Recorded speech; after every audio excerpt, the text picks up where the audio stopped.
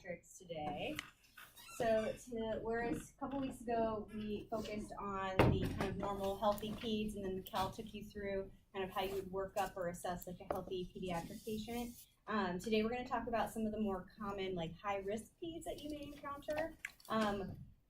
To be honest, if you were just working in a regular hospital that had a small peds unit, you probably maybe would encounter maybe one of these things.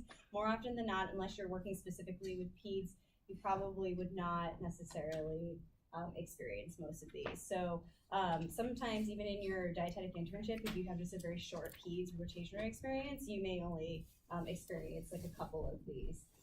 So just as a basis, everything that you went through for healthy peds, especially with Mikkel's workshop and how you would assess a peds patient, would use those same principles, those same techniques as you would for any high-risk peds.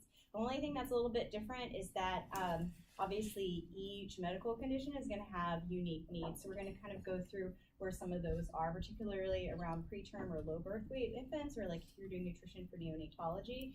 And if you have kids who are considered failure to thrive, or the more accurate term is pediatric malnutrition.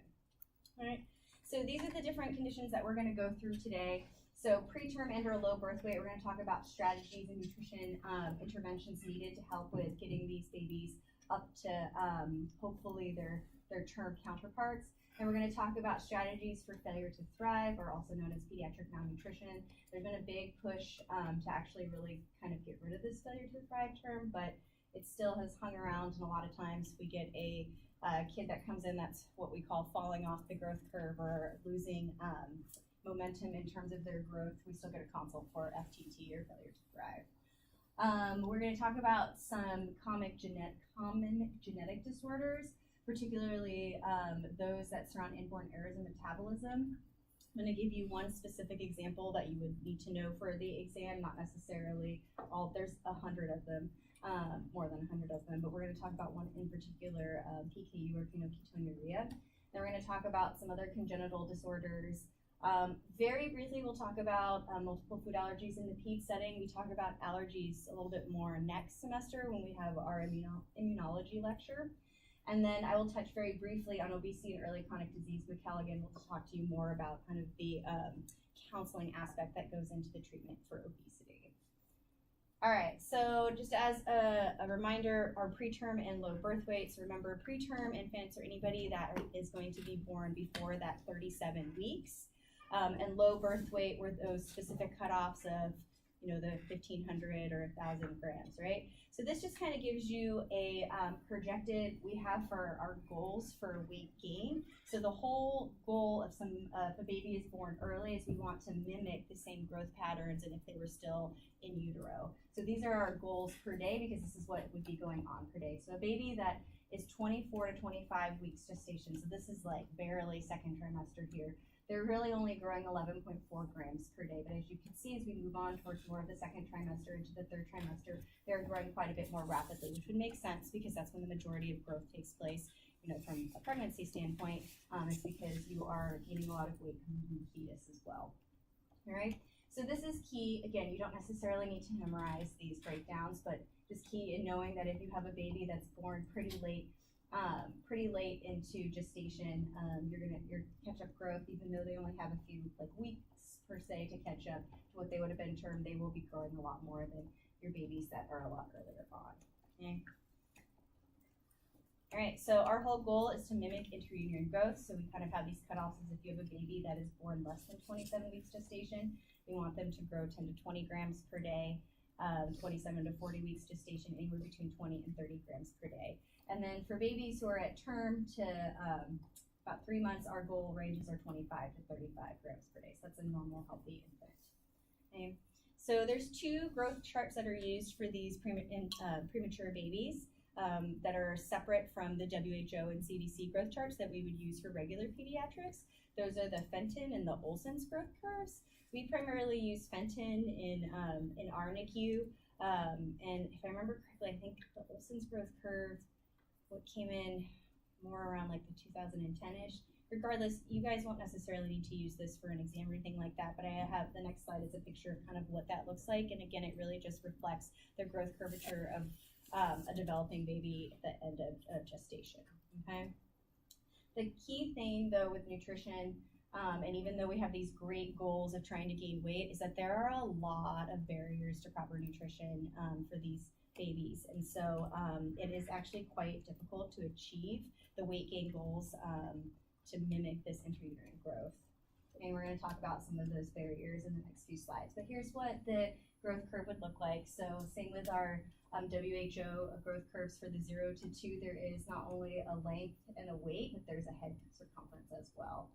But as you can see, the weight is going to, be slower and then really take off here. All right, so this is just kind of to start thinking about like, okay, so when you have these babies that are born early and you're trying to achieve this optimal weight gain and growth and development, you have to think about like what physiologically is actually going on at that time for them. So the development of the GI tract, as a reminder, begins in the 3rd week of gestation. So that's great that we have a GI tract that's actually formed. But again, it's not going to be fully functioning. So in terms of what we can provide to these infants, we can't necessarily just give breast milk, and if they're born too early, a mom might actually not have her breast milk in place yet. So then we need to do a really broken down, more elemental formula for them, okay? Or if their GI tract is not fully formed and they don't have great, what we call it gut perfusion or blood flowing to the little gut area, we might just have to do IV nutrition or TPN for these patients, okay? Swallowing is present at 11 weeks gestation. The coordination of like suck, swallow, even though it's detected at 24 weeks, doesn't necessarily mean that they are coordinated enough to actually do that. So again, a lot of these babies, you can't just necessarily give them a bottle if they come out a little bit early. You usually have to tube feed or you have to provide IV nutrition. Okay. Yes. How early can you start tube feeding? You can start tube feeding very early, as long as they don't show any sort of if they don't show any poor gut perfusion, or if they don't have gut atrophy, or they're not at high risk for something called NEC or necrotizing enterocolitis, like bacterial overgrowth. So you want to try to introduce early if you can. More often than not, the babies that first come into our NICU are usually started on a little bit of TPN, and then depending on if how far advanced they are, they'll try to start some sort of feeds like earlier on. Good question. Also thinking about the last trimester of pregnancy is where your infant really develops those really rich stores of fat, glycogen, iron, calcium, and phosphorus. So when you have a baby that comes out a little bit early, they don't have those stores and they tend to burn through them pretty quickly. They have a little bit higher energy need, especially because a lot of times they are working to thermoregulate, so they're actually burning more calories just trying to stay warm. All right, so these are just a few of the the barriers to adequate nutrition. Delayed introduction of feeds really is that if there's something medically going on and we can't actually get like GI feeds or enteral feeds into the baby. Okay, respiratory issues are a biggie. So if they're not able to breathe and they need to be on a ventilator, remember we showed you all those little tubes, but if even those babies that are super small, even those really, really small tubes may be too big for them for tube feeding, so that's why we might have to do IV nutrition. They do have poor suck swallow until around the 32 to 34 week range. They have an extremely small stomach size. So remember how we talked about in healthy infants, they feed so often because they only can, take about 1 ounce to 2 at one time. Think even smaller size. And so we talked about how babies need to eat so much to even barely get enough to eat. These little guys need even more, and they don't have even half the stomach size. And they are not able to self-regulate their feeding. Their kind of feeding cues are not necessarily into place yet, especially as their gut is still forming. Okay? A lot of them have reflux, and so you have to be careful about if you do give formula that they don't reflux it back out, not necessarily for aspiration, but just for the fact that they wouldn't actually be getting those nutrients in. Okay? Some of them may develop feeding aversion, especially if they have to be tube fed really early on and they just don't learn how to coordinate the actual like swallowing and coordinating of sucking and swallowing. That's why a lot of times the NICU babies, we also have OT, speech and OT, that are constantly working with the team members to make sure that we're introducing, even if it's not like formula or milk or what have you coming in through a bottle, but they're doing exercises to make sure that they're strengthening the tongue and the swallowing muscles so that the babies don't become orally averse. Okay, and then also just they may have developmental delay. A lot of early or preterm births, unfortunately, there are issues with cerebral palsy. There's issues with maybe some genetic malformations that can really impede just proper development that can affect them to be able to take in any nutrition. So they might have a little bit higher need for that, or just a getting barrier. And then finally, if there's any sort of social issues that are involved, this may be, unfortunately, as a family that wasn't able to enter into prenatal care early enough. You know, Sophia volunteers in the nutrition department a couple weeks ago. We went to see a baby who was being OG tube fed because he had a congenital genetic mutation called trisomy 13, and that comes with some pretty severe facial malformation. So the baby, like his whole mouth and nose can completely close, and so. But we found out that from our NICU dietitian that the family just wasn't able to get into prenatal care. They didn't get enrolled. I'm not 100% sure, but because of that, they didn't catch that the baby had this genetic malformation, and where they could have gotten a little bit more help and support. So there could be a lot of things that are involved with this. All right, so yeah, Katie. Question about, you said they're not able to self-regulate eating. Mm-hmm. Does that have to do with hormonal feedback and they just don't have hunger cues? Some of that is included. Also, just because their stomach size is so small, it's they don't necessarily they get a little bit, but it's are they full or are they not full? Okay, So they don't know, and if they're throwing up, yeah. So there's a lot more involved, but yeah, because their gut, especially the earlier on, their gut's not fully formed, hormonal feedback may be off as well. So, all right, and then good question. In terms of, in addition to the barriers to actually just getting any nutrition in, there are quite a lot of increased nutrient needs for this population. So we talked about the decreased nutrient stores at birth, because during that last trimester is where they really start to actually accrue and put away that storage. They have an immature gut, so they aren't necessarily able to tolerate a high volume, or if they have any sort of malabsorption issue. A lot of them are on specific medications to just medically or clinically keep them stable, and they can be antagonistic, meaning they can decrease absorption of some nutrients. They could increase reflux or vomiting, so they could have side effects that could counteract or increase the extra needs for nutrition. I had mentioned poor thermoregulation, so these babies are trying to keep warm, and so their body is working a little bit overtime to actually burn energy to stay warm. So a lot of times these babies are in these things called bear huggers, where they literally are wrapped around so tight in these warming pads to keep them warm. But of course you have to balance that. If they have a really high fever, you don't want to provide get them to sweat too much, because you don't want them to also lose that on fluids.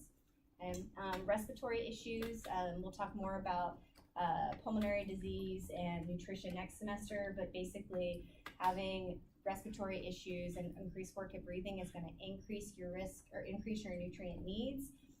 Also, you have to take a look at the composition of nutrients that you're providing. Providing more carbohydrates increases the work of breathing, because you have to breathe off more CO2 production. So you have to balance that if you already have a baby that has increased needs, but then you have to be careful with how much carbohydrates you might give them. So all the fun things. They're at higher risk for infection because of not a full mature immune system. And so if you have somebody who has a baby who has a fever or has a bad bug, you have to be really careful to be able to provide enough energy for that extra nutrient need. And then finally, NEC, or this necrotizing enterocolitis, is something that can happen with babies where you might unfortunately need to do an intestinal resection, or basically remove some of their gut. And then with that, you have to be careful, because they already might not have a fully formed gut, and then you're taking away some more of their gut. So making sure that the part that's remained, that it's functional enough to be able to get enteral nutrition. And that's why the majority of our NEC babies have to have IV nutrition if a large portion is removed. So unfortunately, a lot of these babies have a very common slew of nutrient deficiencies. So there's a lot of supplementation that is involved, particularly in the TPN and as well as enteral nutrition. Okay, so the fat-soluble vitamins, which would make sense, especially if their fat stores are not completely come into speed. we talked about last time that vitamin K actually is something that's already low at birth for normal babies, and so it's of course going to be even lower for your preterm or low birth weight babies. So these are kind of the general goals. So this primarily focuses on the low birth weight baby, but our general goals for our macronutrients and our fluid. For just a preterm baby, and again, why I have just the low birth weight cutoffs is because a lot of times you're working mainly on what their weight is, not necessarily preterm, but for preterm, the general range is 105 to 130 calories per kilo, 3.5 to 4.5 grams per kilo of protein, and 5 to 7 grams per kilo for carbohydrate, and 10 to 14 grams per kilo for fat. So it kind of fits into the range of these. You won't need to memorize these for your test. This is just to kind of give you like a range of kind of what we're aiming for. And then the same for the micronutrients. So once the difference between kind of your term infants and some of your lower birth weights, especially as you get to the other micronutrients, if you're further out in gestation, so they're late preterm or later preterm, the differences in micronutrient needs aren't that different. It's just, again, taking a look at like where they might be going into it, meaning are their stores already low. Okay, so what do we do for nutrition support?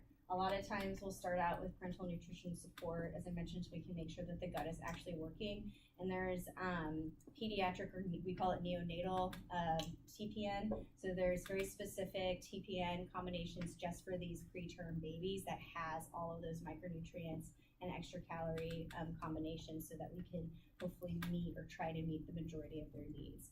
The only issue that comes into play with parental nutrition is that it is a fluid. So if you have a baby that's having a hard time, like let's say the kidneys aren't working as well, so fluid balance is an issue, then we might have a limited volume to work with to be able to get in that amount of nutrition. So, but same principles apply. If we do have a baby that the gut is working, we do want to try to use it. If it's not, then we would provide parental nutrition. And one of the things I don't know if I mentioned when we talked about parental nutrition before is that when you're providing someone exclusive parental nutrition, you're usually only providing about 80% of their estimated energy needs. And that's because, again, we're not utilizing the gut at all. So you don't have to take into consideration that thermic effect of food or for the energy needed to digest and assimilate that food. So you only usually provide, when you do estimated needs, you do about 80%. Some places are a little bit more conservative, they'll do like 85%, but it's usually about 80%. Okay.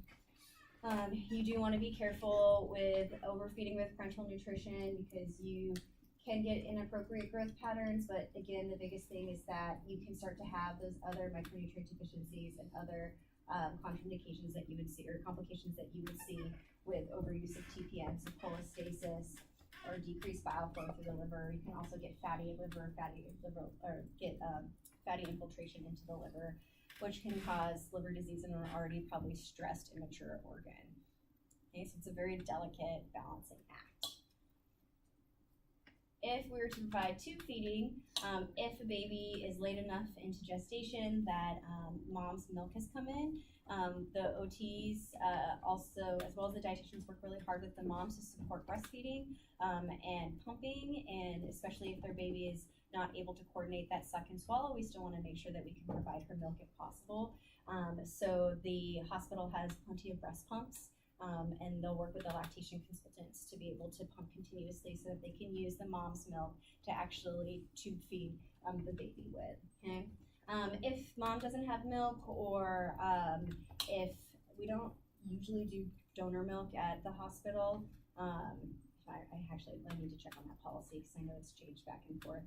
Some hospitals regularly don't do donor milk, other hospitals don't. I can't remember what our policy is right now, but you can use donor milk if that's something that you are interested in. But if you don't use regular breast milk, you can use a standard formula as well. Again, if the baby is able to tolerate that, so it'll be the same 19 to 20 calories per ounce that a regular breast milk would be.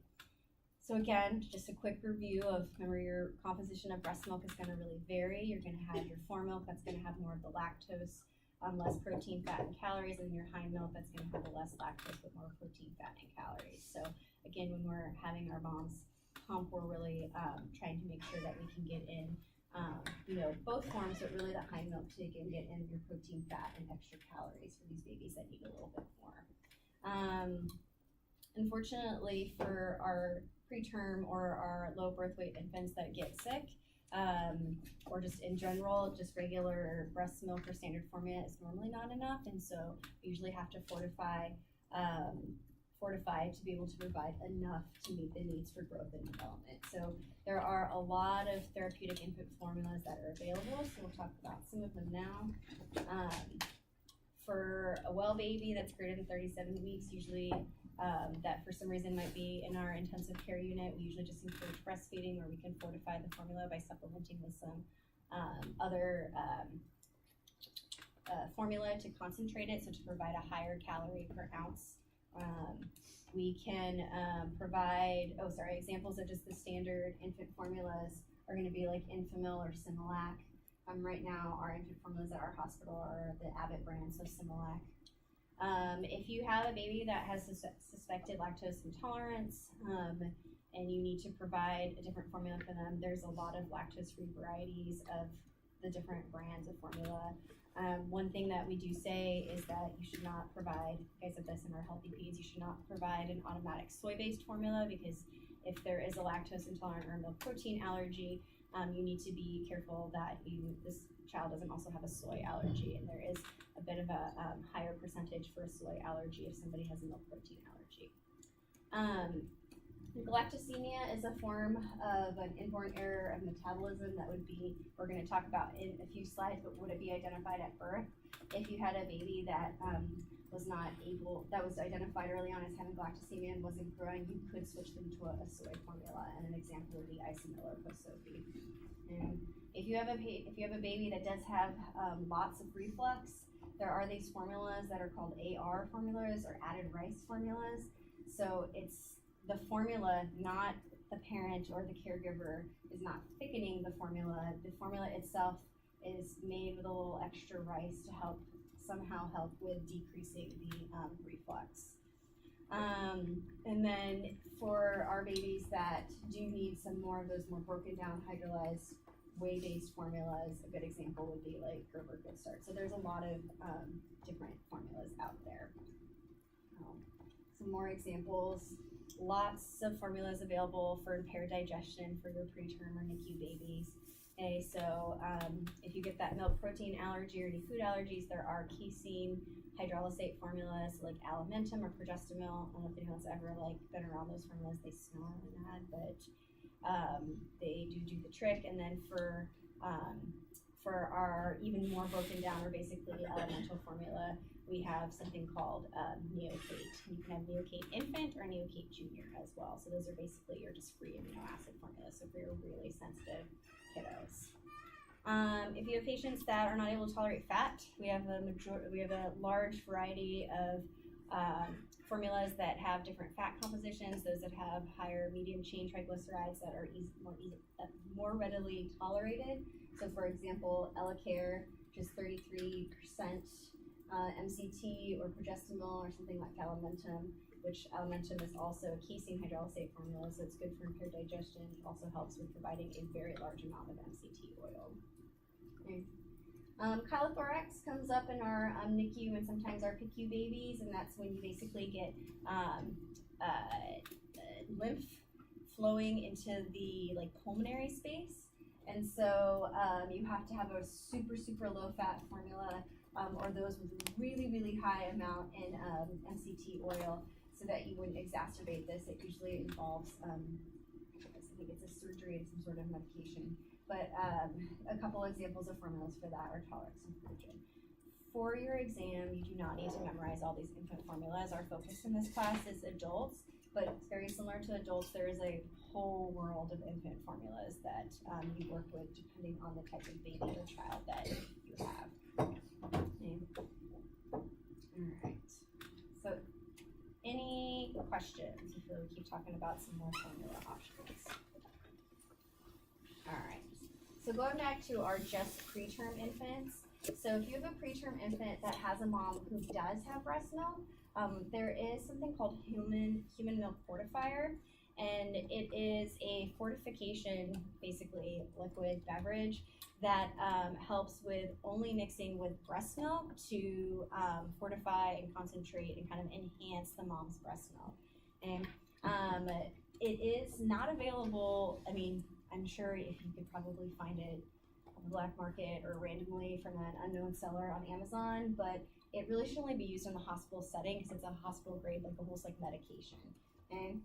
What's nice is you can there's a lot of different mixing formulas, so you can concentrate up your breast milk, which again, remember, is anywhere from 19 to 20 calories per ounce. You can concentrate up to provide 22 up to 30 calories per ounce. And just as a quick FYI, 30 calories per ounce is the same as like a regular adult formula, which is 1 calorie per mil. So 30 calories per ounce is the same thing as saying like, oh, I'm gonna prescribe a Nutrient 1.0 or 1 calorie per mil. Okay. It does help with increasing all of the micronutrients as well that we know that these babies are at risk for being deficient for. So it is really helpful. But again, once you leave the hospital, you don't get human milk fortifier on the outside. If you have a premature infant that doesn't have breast milk, we do also have premature infant formulas that are fortified and are formulated to be able to meet those extra needs. The one that is used a lot is something called NeoSure, and that's what we also consider our post-discharge formula. So you have babies that are discharged from the NICU, from the hospital with something called NeoSure, which is a little confusing when you're like, wait a minute, didn't we just talk about a Neo formula? So NeoKate is the like free amino acid formula. NeoSure is a premature formula. So that's why sometimes we'll have kids come in that are on NeoKate, and then all of a sudden we see a diet order for NeoSure, and we're like, wait a minute, this kid is like 3 years old. They should not be on a premature infant formula, but that's because the names get a little bit tricky. So yes, too many formulas, too many names. Going back to our premature formulas, they can also be concentrated, which is nice. So we have recipes in place, and actually at Children's we have a full tab for formula mixing instructions for how to fortify or concentrate up breast milk, how to fortify and concentrate up formula, how to mix certain different types of formulas. So if you had to use a regular standard formula versus something like a NeoKate formula. So there's a lot of education around mixing, and actually before families go home, if they have to concentrate formula, they have to demonstrate not only to the dietitian, they have to demonstrate to the doctor and the nurse that they're able to do this safely. Okay, so other things about the post-discharge formulas, they often have a little bit lower amounts of protein, vitamins, minerals than the human milk fortifier or the preterm formula that they might be using in-house, but they are okay for home use, and usually up to about 1 year of age. 1 year corrected gestation age. So corrected gestation age would be when you say like a baby is an X35 weeker, like so corrected age means like even though they might be 1, technically they're really 35 weeks. So when you have a baby that turns 1 year old in real life but was born 35 weeks early, corrected gestation age, you give them like 5 more weeks before they would transition off this formula to when they would really be 1 year old or projected to be 1 year old. So this is important because when you're reading through notes and you have kids that are like toddler age and you read that they're like an X like 34 weeker and you take a look at their growth chart, you might be like, this kid seems pretty small, and then you're like, okay, it looks like growth's been pretty consistent, but they're still on the smaller edge, and then you read that they're an X34 weeker. They may still be trying to actually catch up to what their actual growth velocity should be just because they were born 6 weeks early.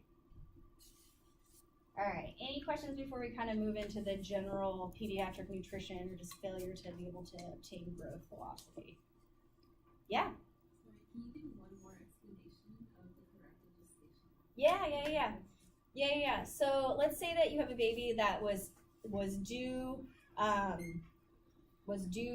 May 1st, okay? But mom had the baby March 6 weeks early. Okay, so they're 34 weeks. So even though technically at 34 weeks, like let's say a year goes by that they're 1 year old, technically they're not like 100% 1 year old, because their corrected age would be that they still need 6 weeks to go, I think. So when I say corrected age, like even though that baby turned 1 year, like you wouldn't necessarily say, okay, it's time to transition off of that preemie formula. You would probably give them another 6 weeks if they still really needed it to transition off that formula, because then technically that really would have been their 1 year corrected gestational age. I know it's a little hard and a lot of times when you take a look at growth charts, you have to remember, like, oh, even though the growth chart shows that they are 6 weeks old, really this would be their birth weight, like at this point. So if they were due at that time.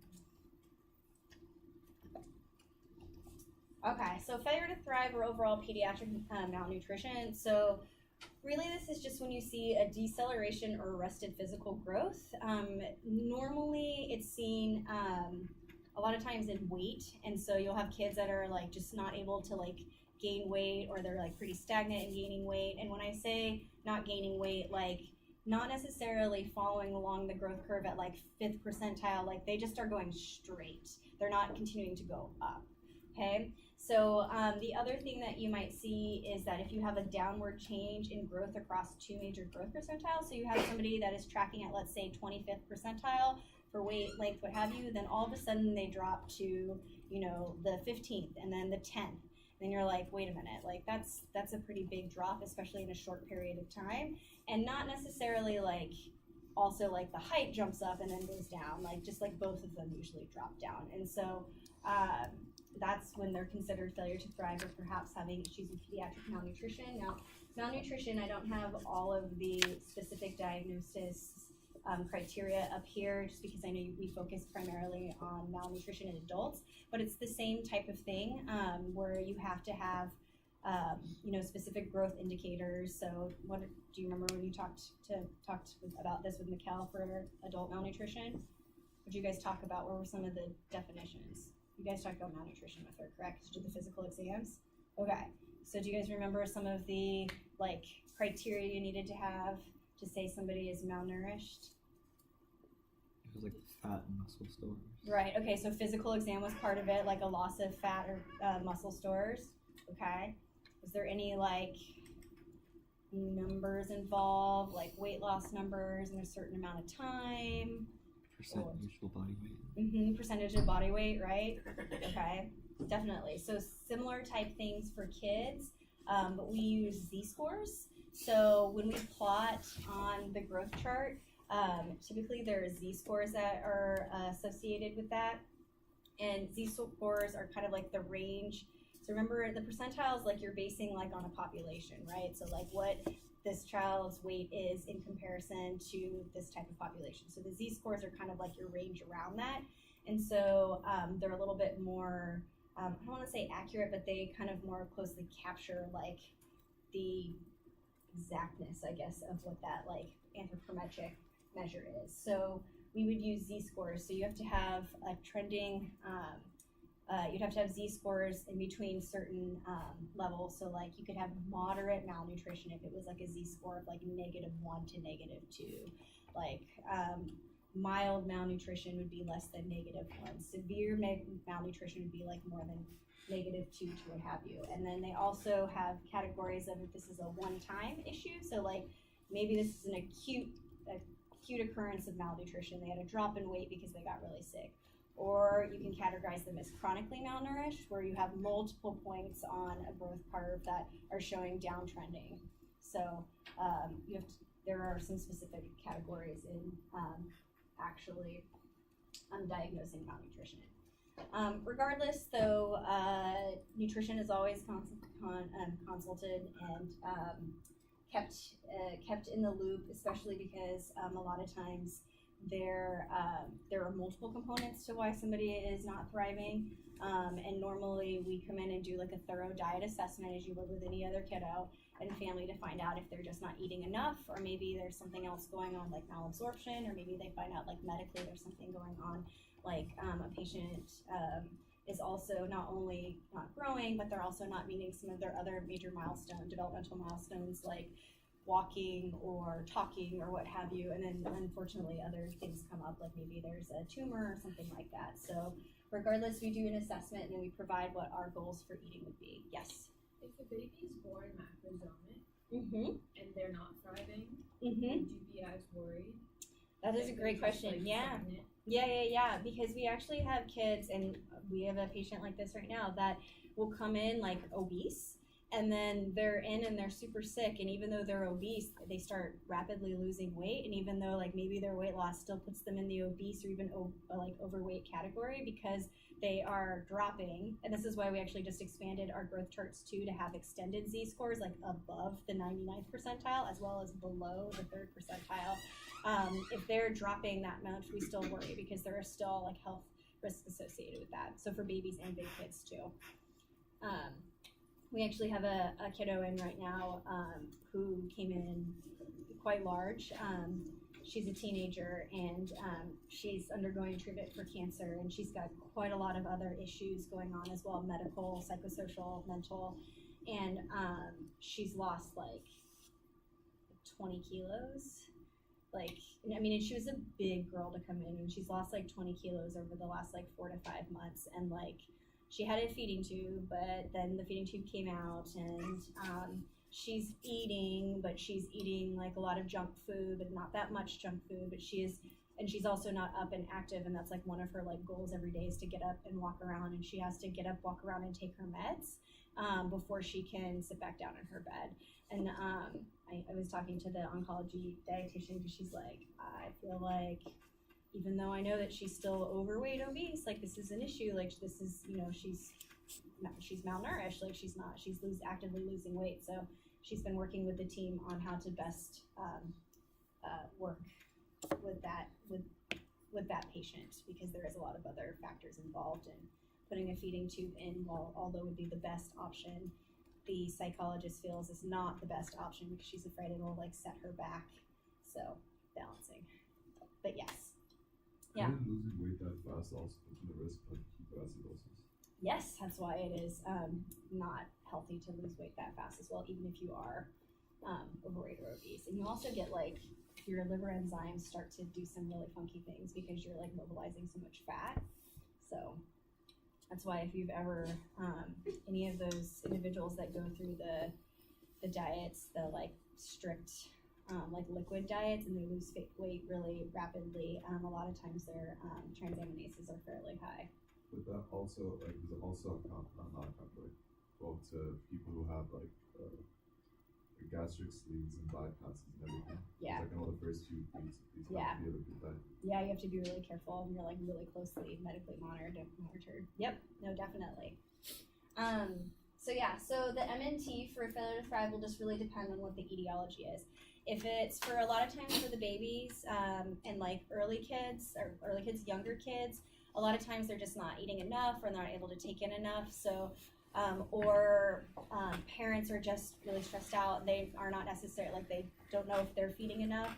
So it might just be coming in, doing an observation for 48 hours of what we call a feeding trial to make sure that, you know, number one, like mom, dad, caregiver is feeding enough. And the baby is growing, so they literally do feed way, just to make sure that they show that, like, okay, this is what they should be getting, and they are growing weight because of this. Or they will try to concentrate a formula, so maybe they're like, okay, it sounds like they're getting enough of maybe just plain breast milk, but maybe it's not enough for your baby, so then they'll do some formula and breast milk mixing to see if a little extra calories are needed to actually meet those weight gain goals. So it could be that. If you have babies that maybe are starting to have issues with swallowing, they may have OT come in and do a swallowing eval, and in the meantime, they might have to put in a tube just to make sure that, again, to show that, okay, if we at least give the nutrition and they are growing, then we know that from a physiological standpoint, they're able to digest and absorb and grow based on the nutrition that they're getting, that there's something going on maybe in the swallowing or taking in enough. So it will really depend. A lot of times it's just they need a little bit more, or they might need an additional feeding in one day. All right. It's 9 o'clock. Let's take a brief break to 9:10, and then we'll talk about genetic disorders. Our genetic disorders.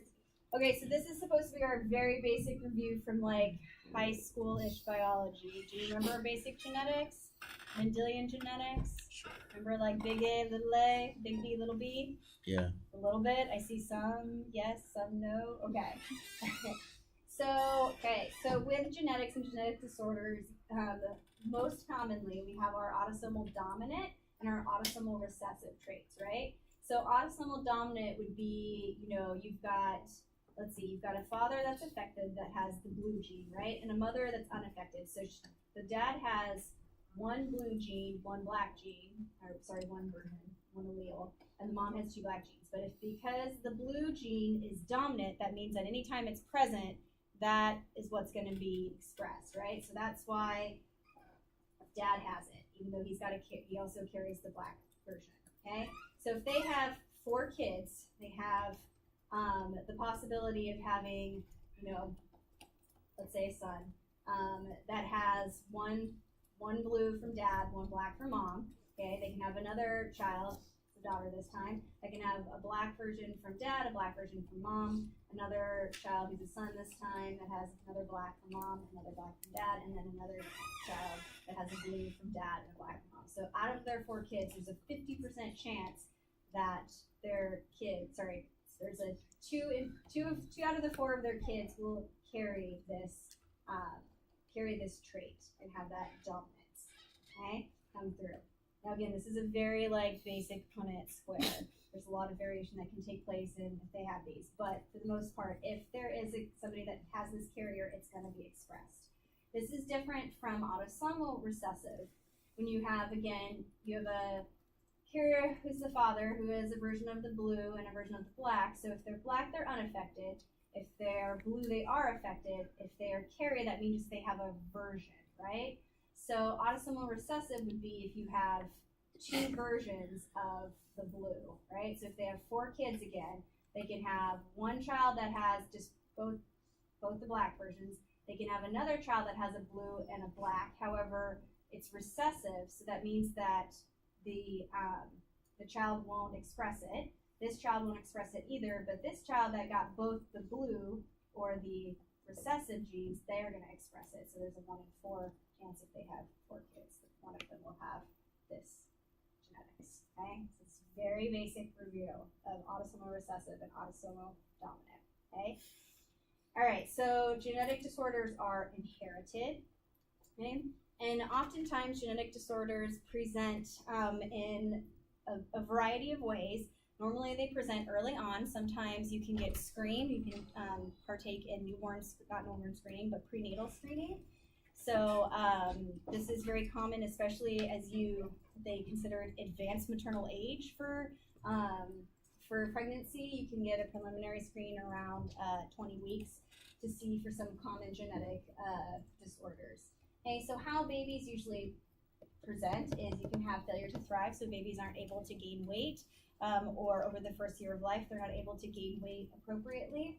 They can have something called a newborn crisis, where basically they have an event, like they stop breathing, they have a seizure, what have you, and they need to go to the hospital.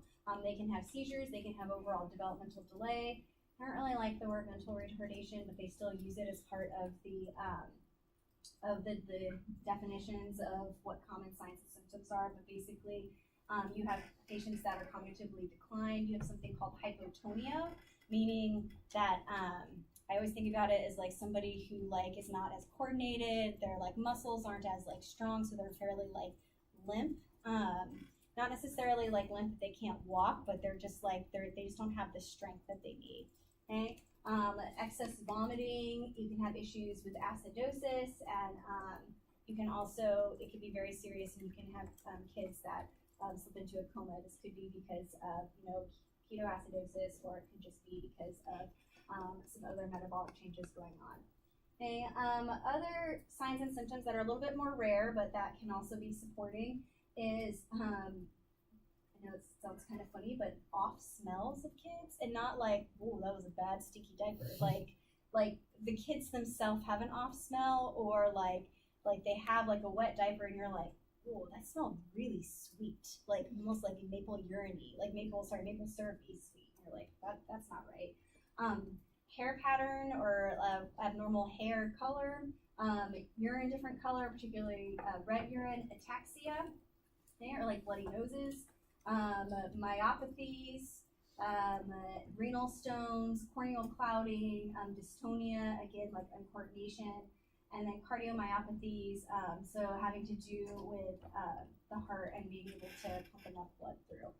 All right, so they can present in a lot of different ways. A lot of how we catch our early genetic disorders, aside from doing prenatal screening for the risk you might have for a baby that would have a genetic defect, is we do newborn screening. And all babies in the country undergo newborn screening, especially if they're born, even if they're born at home, that they have to get this done, where they prick the newborn's heel and they put the blood on these dots, and then they run a very long slew of tests for specific genetic disorders. All states have to have, oh goodness, I forget what the number is. I think all states, there's like less than 20 that they have to contain, but there are hundreds and hundreds of genetic disorders that most states will screen for. California is one of the most comprehensive, runs one of the most comprehensive panels. So this will detect things like cystic fibrosis. This will detect genetic defects like some of the metabolic inborn errors in metabolism that we'll talk about. This will detect if they have other rare genetic disorders that could impact them. So all babies have to get this little heel prick, and then they turn it in, and you find out like within a week if your child has any genetic disorders from their newborn screening. So some common genetic disorders that you may encounter. The first one is cystic fibrosis. Has anybody heard of this before, or worked with patients, or know anybody who has cystic fibrosis? A little bit. Okay. So it's a genetic disorder that affects secretory organs, including the lungs, pancreas, and liver. So a lot of times these patients come in and they end up on our medical floor because of pulmonary reasons. They have really thick mucus secretions in their lungs.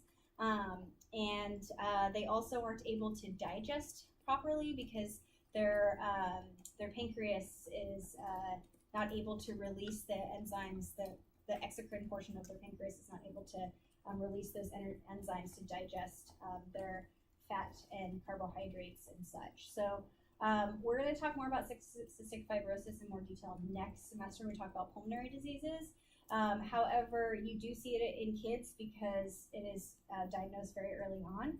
And a lot of times the diet therapy really includes high calorie, high protein foods to help them with growth, and working with a pulmonary team to adjust pancreatic enzymes to help out with digestion and absorption. So a lot of these kids are at high risk for not being able to get in enough, and then also they're at very high risk because they're very prone to getting respiratory infections, which can be pretty scary. Cystic fibrosis patients they used to live to about 30 years old, in a pretty short lifespan, but there have been quite a few advances, which is really great, and most cystic fibrosis patients now are living more until like their 40s and 50s. So when I was younger, there was a girl in my 6th grade class. Her name was Hillary, and she had CF, and she would be gone for like weeks at a time over the school year. And I had never like experienced somebody with cystic fibrosis before, and so it was the first time I was exposed to it. And when she was first diagnosed, I think the life expectancy was around like actually 20 to 25 years, and she passed away a couple years ago, and she was about 33. So, which was good for her, but now those patients have even more high support care. Okay. Questions? Okay. The other genetic disorder that we'll talk about is Prader-Willi. Has anybody heard of Prader-Willi before? So Prader-Willi is a genetic disorder. It's considered an imprinting genetic disorder where you get one copy of the gene coming from dad's side, and it is characterized initially when the kids are younger as they actually have a failure to thrive, and they aren't able to grow as well. They also have dystonia, or they have very low muscle tone. They have delayed motor development. Their coordination is a little off. And then, especially as they get older, they have some feeding problems when they're like younger toddlers. And then when they start to transition into the younger childhood age, they switch and actually can't stop eating. There's an issue with the fact that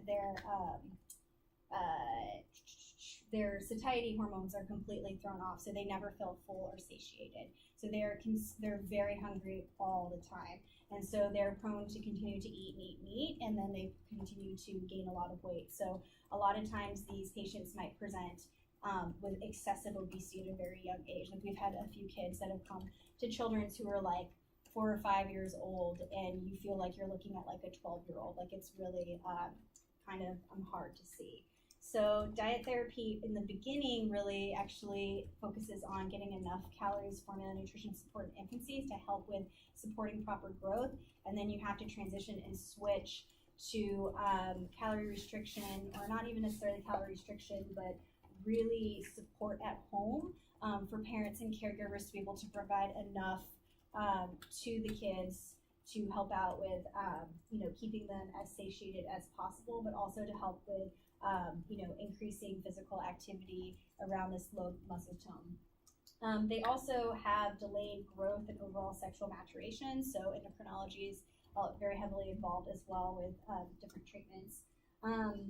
I saw, when I was doing my training in Boston, I was part of one of the rotations we had was at the Mass General Hospital, weight center, and we had a patient come in who had Prader-Willi. He was 21, 22 years old, and, just initially looking at him, he looked like he was a pretty self-sufficient guy. He looked a little overweight, but actually not what I expected for what I had heard and seen in, textbooks for Prader-Willi. And the whole reason why he actually even was coming in to meet with the dietitians was that he really wanted to live on his own. And he said, I'm 21, I have a job, I've been going to school, and I want to live on my own, but I'm afraid because at home, my parents lock the cabinets, they lock the fridge, they lock everything, so because they know and I know that I will go and get food. And he's like, and I don't know if I can do that on my own, and I want your help for it. And he was completely serious, and he was like, I go to the gym, somebody who had really taken initiation and really understood what was going on with him. He also seemed quite a bit more high functioning than and when I say high functioning, meaning he was a little bit more cognitively advanced than some of the other Prader-Willi patients that I've seen since him. But he was very I just don't think I can do it, and I want to know if you guys think I could do it. Which is true. I have another friend from elementary school.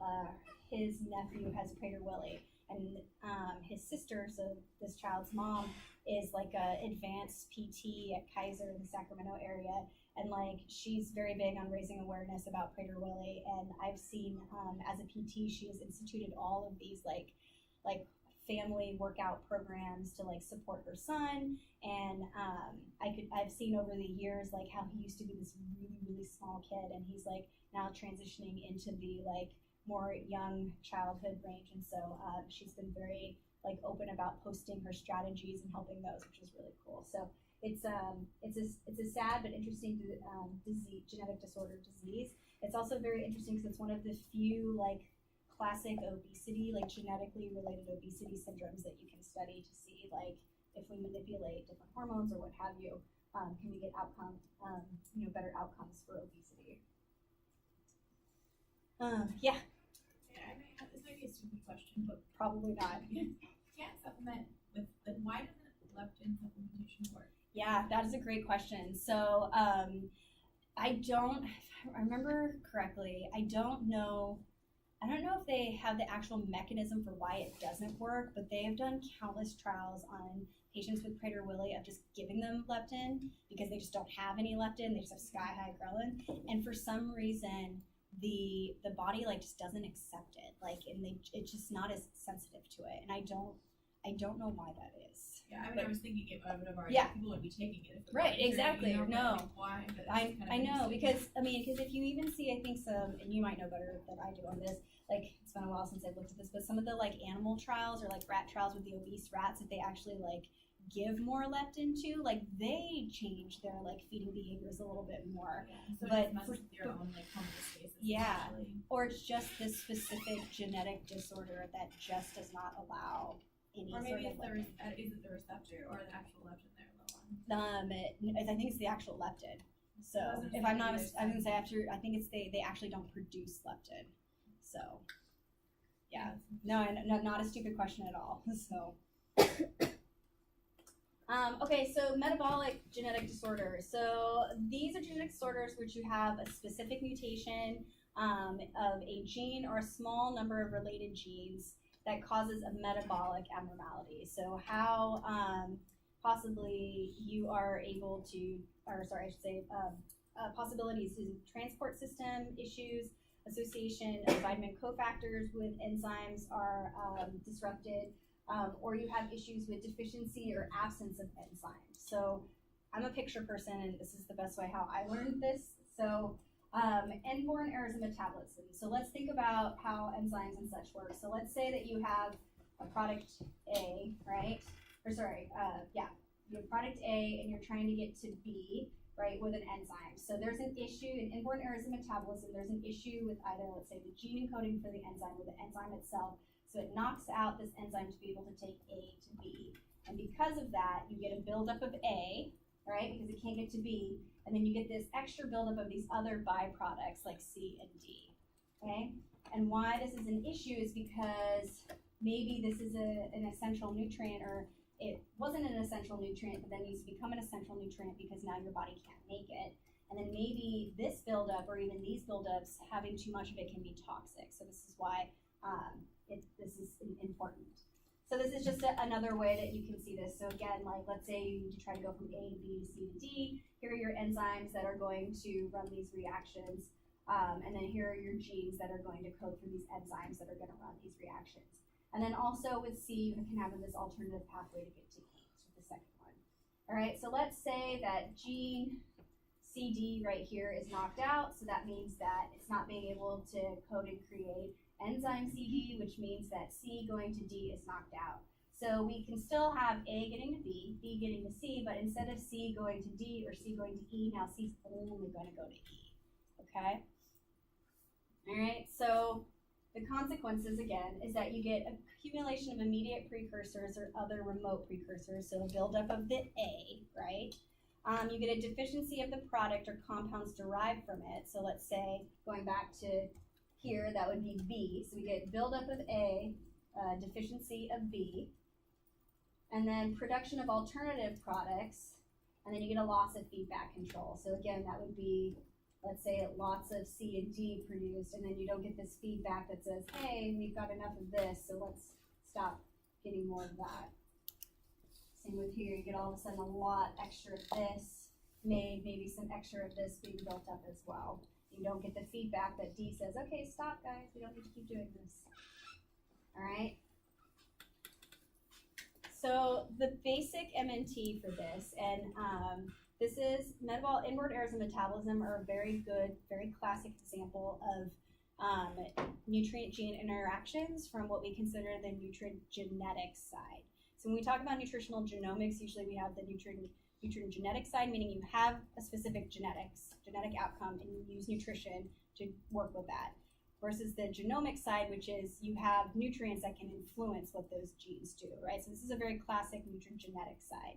So you would want to decrease the offending substrate, so decrease A, okay, supplement deficient products, so supplement B, okay, and then provide alternative pathways to decrease the precursor of normal metabolites. And by doing this through trying to provide a nutritionally adequate diet. This sounds very basic, becomes very challenging, and you'll see in the next couple of slides when I talk about the PKU example. And then you also attempt to treat with a pharmacologic dose of the product. So even though you're going to supplement these deficient products, you're usually trying to provide quite a lot of it because you're not going to get much of it.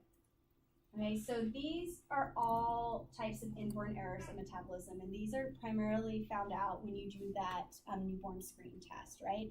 The one we're going to talk about, PKU, the one I have highlighted here, This is a very classic, very on every single newborn screening test in every state. They definitely do a PKU test. Okay, all right. So you can have inborn errors of metabolism for any of the nutrients, right? Protein, carbohydrate, fat, vitamin, mineral. You get like urea cycle disorders. There's a lot of metabolism that goes on in our bodies, and there's a lot of areas where you can have some errors coming from a genetic disorder. Okay, but we're gonna only for the case of this class, we're really just gonna focus on phenylketonuria or PKU. All right, so here is PKU. So phenylalanine is a what? Amino acid. It's amino acid, right? Okay, so phenylalanine using the phenylalanine hydroxylase enzyme is going to get you to tyrosine, and tyrosine is another amino acid, right? So if you have an excess buildup of phenylalanine, you're going to produce phenylketones.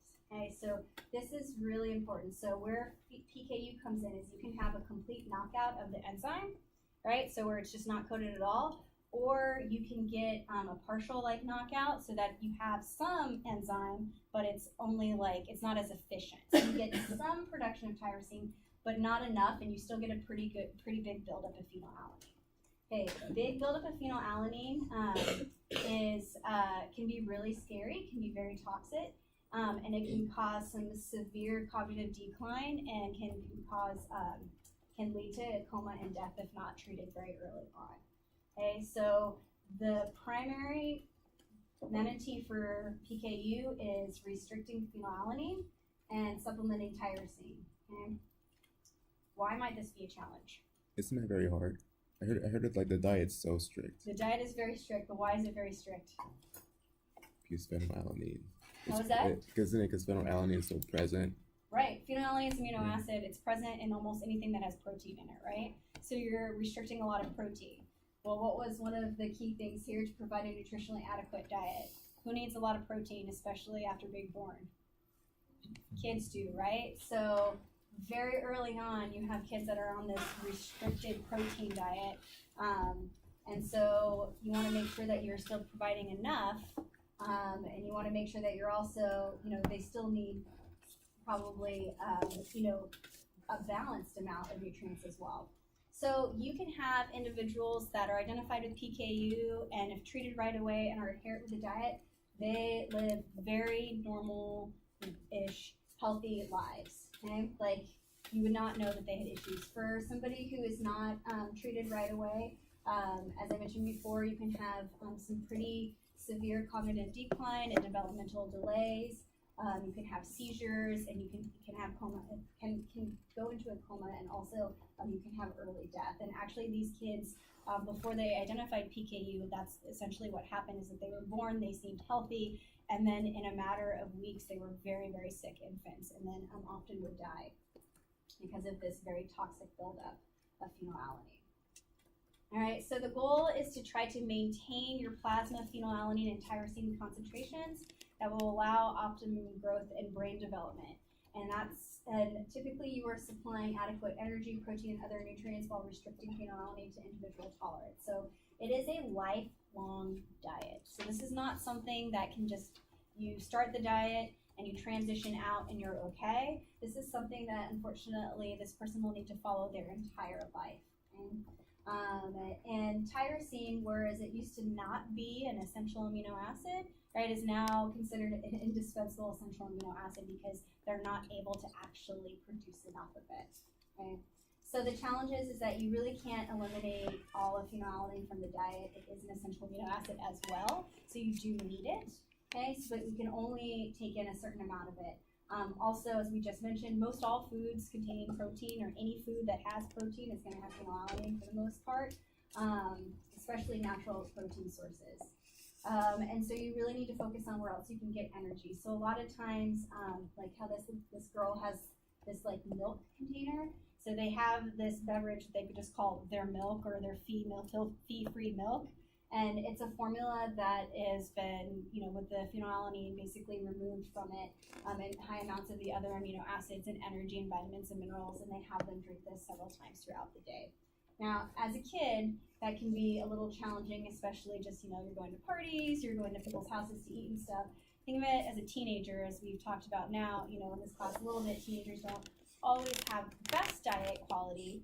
I actually gave a talk, not last week, but the week before, to high school students from Concord, and I got to go through a food label of Flaming Hot Cheetos and talk to them about why that might not be the best idea to eat before. It was supposed to be for a sports nutrition talk, but it ended up being like maybe just in general, we shouldn't eat Flaming Hot Cheetos all the time.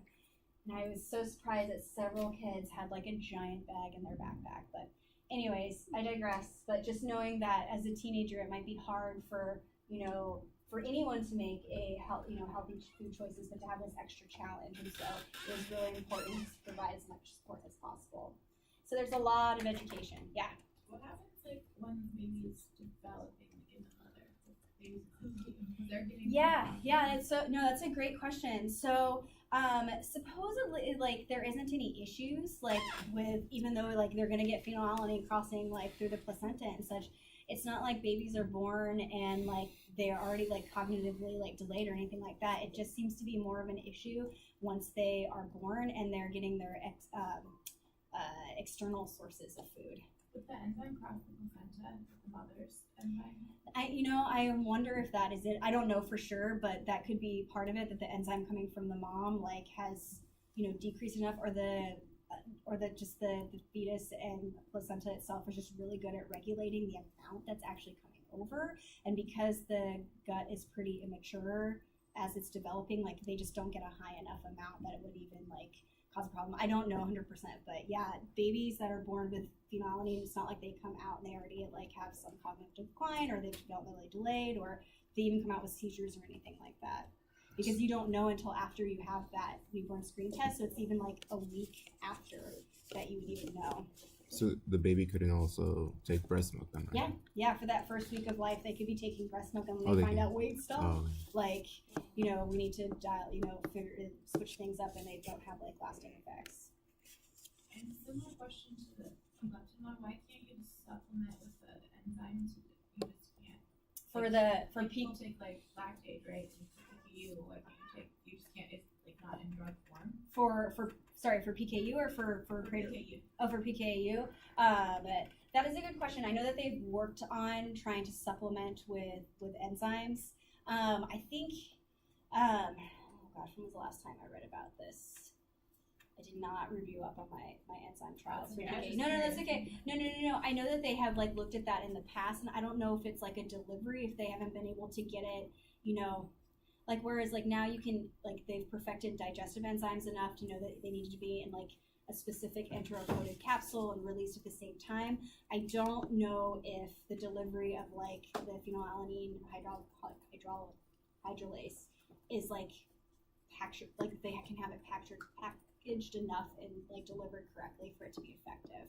But I know that they've been working on that. Like that's been a Yeah, because it seems like Right. people. Yeah. Maybe you said how many people are affected by this disorder as well. Like it's not extremely. it's not extremely And prevalent. so No. maybe it's just not a priority for research. That could also be correct. Yes. Yes. But I know that is something that in the past I've looked into, because they have been trying to work on it. Because it would seem pretty easy, especially with technology now, that like we can make some more targeted like enzyme It seems a therapies. lot easier than like all of the supplementation or the special diets and all of that stuff. Yeah, you'd be surprised though, and even those enzymes that have come out, most patients with PKU don't necessarily qualify insurance-wise. More often than not, it's like a research setting, so if there's a study available, they could take it, and then most people, and this is just for anything like this, feel more comfortable with stuff that they know, or know that that's like work, instead of being like, my kid's developing right now. Maybe when they get older and they're adult, we can try this as well. But all really good questions. Okay, so the diet. So a lot of education around what foods would be high in phenylalanine. Yeah, lots of these guys right here. And you're really stressing very limited intake of low protein foods, because you're going to get some phenylalanine as well. So this is that special formula, or your fee-free milk. I think it's Abbott. Is it Abbott? Is the brand. The formula for babies that come into the hospital we have for them is called ProFree, or free feed milk or formula. Okay, so talking about some congenital disorders. So these are also technically genetically driven, but they're really more of a focus on any like anatomic defect that you might see. So the two biggies that we'll talk about are congenital heart disease and intestinal atresia. These are the kiddos that come into the hospital the most. Congenital heart disease is one you'll probably see more often than not. And this is any anatomic defect in the heart or major blood vessels that is present at birth. So one that comes up quite a bit is, has anybody ever heard of a VSD or a ventricle septic defect? All right, so I see some, it's like a little bit like almost like a hole in your heart and on the ventricle side, and if it's too big, it can like open up and allow blood to not necessarily flow the correct way and can kind of come back.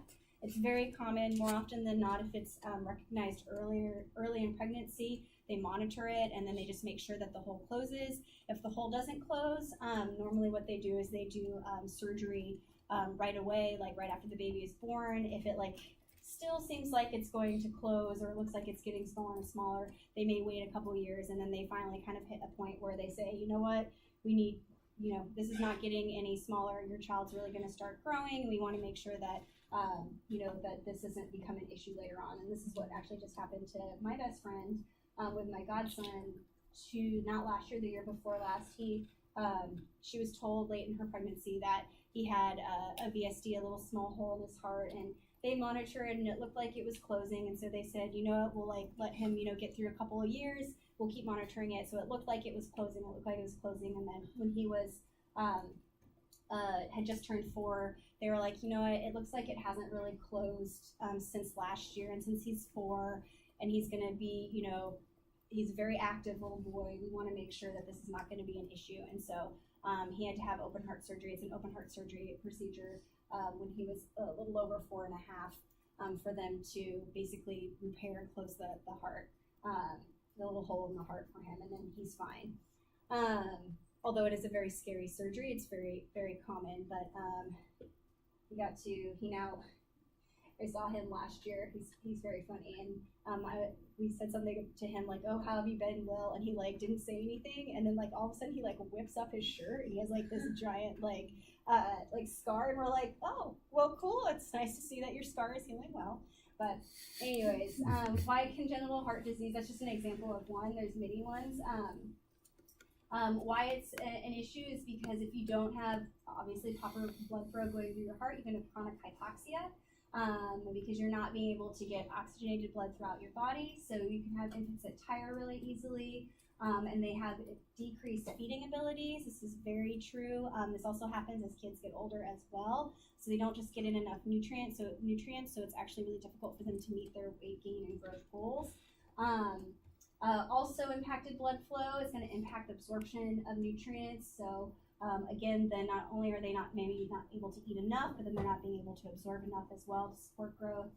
They do have increased calorie needs for this because it is a little bit higher resting energy expenditure. And oftentimes you're really working with these families to get in enough calories. Okay. Another common congenital disorder is intestinal atresia, and this is what happens when you have your gut that is completely or partially closed, and it can be different portions of the intestine. And because of that, they have to usually do a intestinal resection or remove that section of the gut, especially if it has atrophied, because you don't want to have bacterial collection and you don't want to have necrotic tissue in a developing child. So depending on the severity, meaning depending on how large the section, or if they do need to do a resection and take a large amount out, this can result in short bowel. At children's, we call it short gut.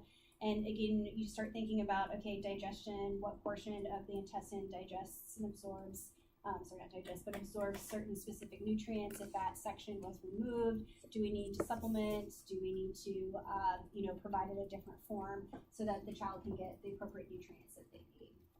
Okay. If it's a really severe intestinal resection where they have a pretty profound short gut, we call it, a lot of times these kids are on TPN can be for years. And so you're really closely monitoring them because they can have a lot of micronutrient deficiencies that you need to supplement for. And you can also have all the same side effects that you would have in TPN, as we've talked about before, with cholestasis or fatty liver and such. So again, these kids are monitored for quite a long time. I actually have a short gut kiddo on one of my floors right now, who's an adult who's had short gut her entire life. All right, so finally, food allergies. So this has come up more and more in the pediatric realm. You have a lot of families, especially this time of year, who's heard of the Teal Pumpkin Project. Has anyone heard of the Teal Pumpkin Project here? Ah, okay. Yay, you have? Yes. All right, so food allergies. So I'll tell you really quick. The Teal Pumpkin Project is this initiative to make Halloween more inclusive for all children, especially those that have food allergies. And so there are big networks and community-based networks where you can identify your house as being a teal pumpkin house, where you provide regular candy that might have different nuts and allergens in it, as well as non-candy or allergen-free items. So we're doing it this year at our house. We have candy, and then we have glow sticks and Harry Potter glasses that we're sharing with our neighborhood friends and such. But food allergies. So there are common food allergies that you see in peds. Milk protein allergies, typically you see pretty early on.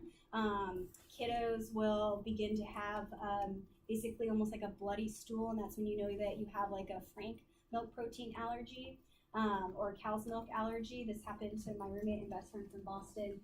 With her first child, Violet, she was fine, growing great, and then all of a sudden she started having like kind of bloody stools. She wasn't really fussy, but she kind of started having bloody stools, so they had Lily go on a allergen-free diet so that when she was, because she exclusively breastfed Violet, and so Lily had to remove all dairy products, all soy products, everything while she breastfed Violet, and her bloody stools went away. And so she's had to periodically be tested, and she's grown out of some of her allergies, but some of them do remain, particularly the nut allergies. But so cow's milk allergy is very common. Soy milk allergy, particularly if you do have a cow's milk allergy. So again, this is why we would not recommend an automatic soy-based formula if you have a family that, or a child that has a cow's milk allergy.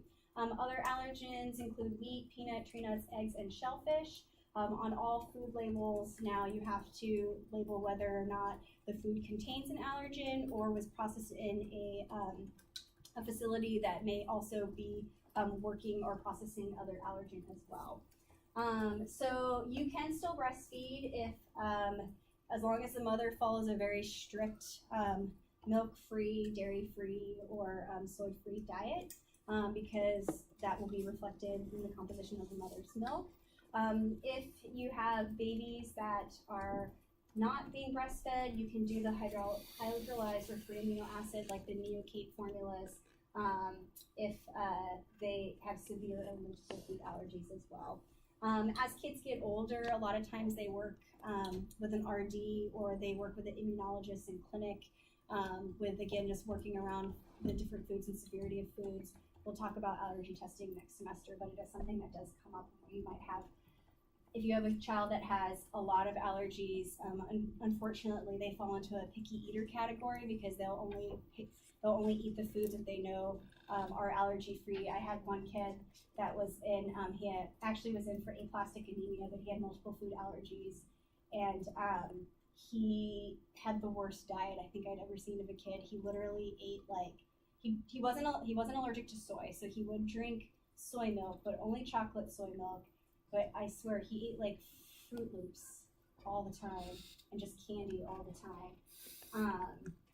And he always would say, and his parents would say this too. They were like, "Well, you know, he had so many food allergies when he was little. Like, we just kind of let him eat whatever he wanted because we just wanted him to, you know, be able to eat and not have to worry about his food allergies." And like, they're like, "But now we feel like that might not have been a good idea because now he won't eat anything healthy." And I'm like, "Yeah, that's okay. We'll work on it." So. All right. So finally, let's touch base very briefly on pediatric obesity and early chronic disease. I think we've talked. Yeah. So for cow's milk allergy, Yeah. if they're not allergic to, so it's not like what are they allergic to cow's milk if they can have human milk? If they can only have human milk if the mom follows a very strict like cow's milk free diet. Allergy to like a specific cow protein. It's the whey normally. So remember the whey that's in breast milk is that what is it? How am I blanking out of it? Lactoalbumin, yes. So normally that is fine and the quantities are fine. It's when they introduce other cow's milk forms, so like cheese, yogurts, regular milk. Yeah. But the innate breast milk is fine. Although there are some kids that are super sensitive and can't even tolerate breast milk as well. I will put that out there, and that's when they would have to go on like the Neocate or the free amino acid formulas. Okay, so I know we've talked about obesity probably in quite a lot of our classes, so I'm only going to spend a very brief amount of time talking about just generally, obviously it's an issue, and provide a little bit of statistics and just kind of general approach from a pediatric dietitian standpoint. So obesity is having excess body weight for a particular height from fat. So remember again, our cutoffs for our growth charts are over 95th percentile. For BMI, if you're using the CDC growth charts, for the WHO growth charts, it's still also for 95th percentile, but for weight for length. Okay. It is a multi-component, multifaceted issue. It can be influenced by a variety of factors, including genetic, behavioral, and environmental. The latest statistics from the CDC is that approximately 18.5% of children and adolescents were considered obese. The last data set, which was from 2016-2017.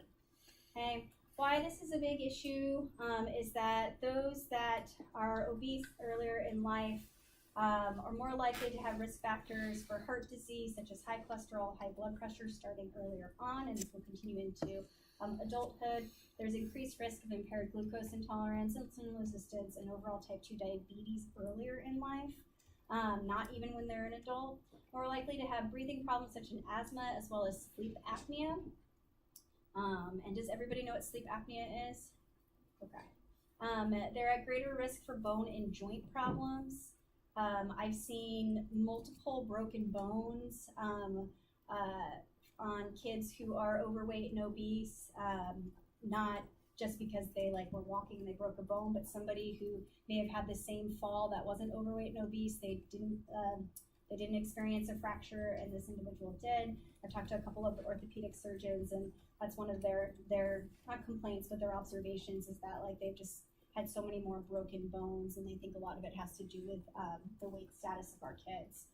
You're more likely to have fatty liver, gallstones, and reflux. We actually have a full fatty liver clinic at Children's to basically capture some of these kids that are obese, but also have other clinical signs and symptoms, the same way that we have a pre-diabetes clinic. I know Sophia's involved in that as well, for kids who are more likely than not overweight and obese and are starting to show the signs of impaired glucose tolerance and insulin resistance. Okay, also in general, these kids are having more issues with social and psychological problems, such as weight stigmatization, as well as poor self-esteem. So likely, if you're a child that is obese, you're likely to track and continue to be obese as adults, and therefore you're also more at risk and have more severity of your symptoms for being at risk for all the chronic diseases that we are trying to avoid, but those like heart disease, type 2 diabetes, stroke, and several types of cancer, as well as osteoarthritis. So yeah, and the key thing here, and I've seen a lot of studies recently come out of this, is that these kids that are obese and who remain obese actually have more severe symptoms of their obesity and these diseases. So this just kind of puts together here are all the health concerns that kind of come with pediatric obesity and things that we obviously would like to avoid, not only as this individual is a child, but also as they are getting older as well. So how we tackle pediatric obesity, as I mentioned before, it's a very multifaceted, very complex process. So really you are tackling this problem on multiple levels. I know Mikkel will work with you all on kind of the counseling aspects, because really at the end of the day, it's the counseling and the policies and the working with parents, families, schools, and such that really helps have a comprehensive approach with decreasing obesity in our younger population. Okay, so I know I talked about this in 166, but this has probably also come up in other classes as well, is that there are many spheres of influence that are going to affect obesity outcomes and helping to persuade or teach children and their families to eat healthier and live more active lives. So the recommended components for family-based or community-based treatments are really going to be your physical activity, counseling over nutrition and diet education, behavioral therapies and counseling, as well as parent training, because again, the majority, especially of our youngest population, they're not the ones going grocery shopping, they're not the ones cooking the food, so you really do need the parent involvement or caregiver involvement, and that will really help with, having more of a positive outcome for obesity. So recommendations for physical activity, just kind of to bring this up as well. These are based on the 2008 physical activity guidelines for Americans that are in the process of being updated now. So really there's 3 components that are recommended for kids to help out with reducing childhood obesity, and that's having aerobic exercise and both muscle and bone strengthening exercises as well. And the recommendation is to include moderate to vigorous aerobic activity to derive most health benefits. And I'm going to have some examples kind of broken up by age group in the next slide. But this is really just active outdoor playing. It doesn't necessarily have to be an organized sporting event, but it's just getting them out there. Really, you should be shooting for 60 minutes per day, and as part of 60 minutes per day of any activity would be including both the aerobic, muscle, and bone strengthening. The recommendation is to have 3 days a week at least of muscle strengthening and 3 days a week of bone strengthening exercises. And again, the key is daily. And this is cumulative. It doesn't mean you have to sit down and do 60 all at once. They could run around at recess, do something after school, do something at night, just throughout the day. Same with adults. So just some, ideas for activities, because even though technically we're focusing on food, a lot of times this goes hand in hand. Just some ideas for the preschool years, just moving around, jumping, throwing, running, climbing, going on the play structures. 6 to 9 years of age, more specialized and complex movements, because again, developmentally this is where they're at. Focusing on some anaerobic exercise as well. Let's play tag. Anybody ever play lava monster tag when they were little, right? Yeah, that's a good one. Recreational sports, games, puberty years, maybe getting more involved in organized sports, helping with some more specific skill development. And then adolescents, more structural health and fitness activities, refinements of skills. If you could be going out for more hiking, maybe if they're involved in high school athletics or martial arts or group classes and such, they can fit more in that realm. And that is it for our high-risk peds. So any questions? I have one announcement from Mikkel.